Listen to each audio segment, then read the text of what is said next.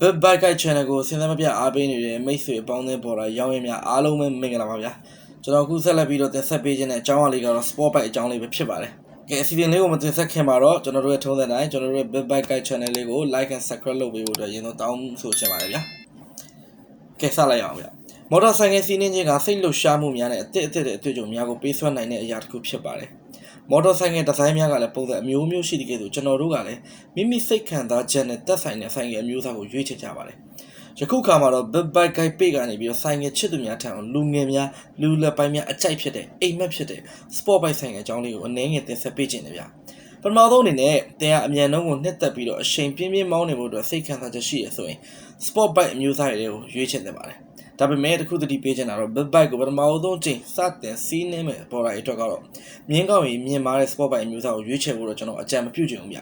အဲ့တော့ Sport Bike များကိုစီးနှင်းဖို့အတွက်ကျွမ်းကျင်တဲ့အလေးကျင့်များနဲ့အတွေ့အကြုံများသာလိုအပ်ပါတယ်။ဆိုင်သူအနေနဲ့ပြောရမယ်ဆိုရင်တော့အရှိန်မြင့်တင်နိုင်မှု brake gear နဲ့ထိန်းသိမ်းနိုင်မှုတို့ကိုအလေးပေးထားတဲ့အမျိုးအစားတစ်ခုပဲဖြစ်ပါတယ်။အဲ့ဒါကြောင့်မို့ဆိုင်ငယ်စီးနှင်းမဲ့သူတွေတော့ကတော့အတွေ့အကြုံနည်းနေပါက Sport Bike စီးနှင်းခြင်းကလွန်သွားများသွားအနေနဲ့ဖြစ်လာနိုင်ပါတယ်ဗျာ။ Sport Bike များကလည်းအမြန်နှုန်းနဲ့ကောင်းမွန်တဲ့လမ်းတွေမှာစီးနှင်းမှုအတွက်ထုတ်ထားတာကြောင့်၎င်းတို့ရဲ့ engine ဆွမ်းဆောင်နိုင်ရည်နဲ့ဒီဇိုင်းအင်္ဂါရပ်များကတခြားဆိုင်ငယ်များနဲ့ရှင်အလွန်ကွဲပြားခြားနားတဲ့စီးနှင်းမှုပုံစံပဲဖြစ်ပါတယ်။အဲ့ဒါကြောင့်လူငယ်တွေရဲ့အိမ်မက်ဖြစ်နေတာပေါ့ဗျာလီဗာလေးတစ်ချက်ပုတ်လိုက်တာနဲ့ကောင်မလေးတယောက်ကဆိုင်ငယ်ပေါ်ရောက်လာတယ်ဆိုတဲ့စကားကိုရှိတယ်လို့ပေါ့ဒီ Sport Bike များကတော့ပြိုင်ကားများရဲ့အမွေအနှစ်ကနေပြီးတော့ဆင်းသက်လာတာဖြစ်လို့မြင်းကောင်ရင်950 cc နဲ့အထက်ဆန်းဆောင်ရင်ကောင်းတဲ့ engine များနဲ့ဖွဲ့စည်းထားတာကြောင့်စီးနှင်းသူအတွက်အလွန်လျင်မြန်တဲ့တုံ့ပြန်မှုနဲ့တိကျမြန်ဆန်တဲ့ရတာကိုပေးစွမ်းနိုင်မှာဖြစ်ပါတယ်အဲ့ဒါကြောင့်စီးနှင်းသူအနေနဲ့ clutch နဲ့ lever ကိုကောင်းမွန်စွာချိန်ဆနိုင်မှုအတွက်ရန်ရည်ကြီးတယ်ဗျာမဟုတ်လို့ကတော့ဆိုင်ငယ်ရှေ့မှာရှိတဲ့ရိုက်အတွက်ကတော့မတွေးဝင်စရာပဲပေါ့Yes, I can break liquid and ABS ကဆွဲငင်အားထိန်နီးပညာများနဲ့အမြဲတမ်းထပ်မံမောမှန်နေပါတော့လဲ sport တစ်စီးကအမြင့်ကောင်းရဲ့အားနဲ့ဆွမ်းဆောင်ရဲ့အားတို့ကအလွန်ကောင်းမွန်နေတာကြောင့်စီးနှင်းသူအနေနဲ့အမြဲကူးဆိုင်ဖို့လိုအပ်တယ်ဗျာ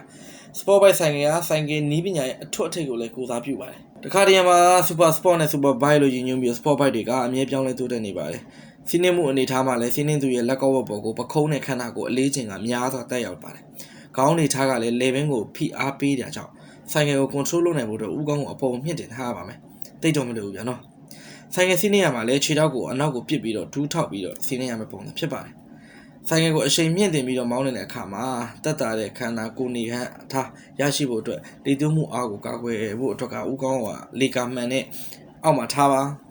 ။ရင်ဘတ်ကိုစီတိုင်းကြီးပေါ်မှာထားပါပြီးရင်ဒူးနှစ်ဘက်ကိုစီတိုင်းကြီးနဲ့ကတ်ထားပါကတက်တာတဲ့ကိုယ်နေဟန်နောက်ရရှိမှာဖြစ်ပါတယ်။ဟုတ်ကဲ့ဒီ sport bike ဆိုလို့ရှိရင်တော့ဆိုင်ငယ်မောင်းနေသူကိုပင်ပန်းစီပြီးတော့ခရီးဝေးထွက်ဖို့အတွက်အဆင်မပြေနိုင်တဲ့မျိုးစားပါဗျမျိုးရင်းမှာဆိုရင်တော့အတန်တပေါက်နဲ့ကောင်မလေးများကိုဆိုင်ငယ်ပေါ်ရောက်လာနိုင်တဲ့ရှက်ရှက်တော့ပဲပေါ့ဗျ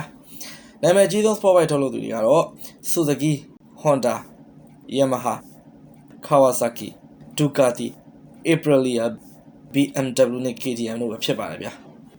ဟုတ်ကဲ့ကျွန်တော်တို့ဒီ Big Bike Guide Channel ရဲ့တကယ်ကြီးအပေါင်းအသင်းမိတ်ဆွေရောင်းရင်းများအားလုံးလည်းဒီ Sport Bike နဲ့ပတ်သက်ပြီးတော့အနေငယ်တော့ပူးတူလာရလိမ့်မယ်လို့ကျွန်တော်ယုံကြည်ရဗျာနောက်ထပ်လည်းကျွန်တော်တို့ဘယ်လိုမျိုးအမျိုးအစားကွဲတဲ့မတူညီတဲ့အကြောင်းအရာလေးတွေကိုတင်ဆက်ပေးသွားအောင်လဲဆိုတာကိုဆက်လက်စောင့်ကြည့်ဖို့အတွက်တိုက်တွန်းရင်းနဲ့ဒီနေ့အားနေပြီးတော့နှုတ်ဆက်ချင်ပါတယ်ဗျာ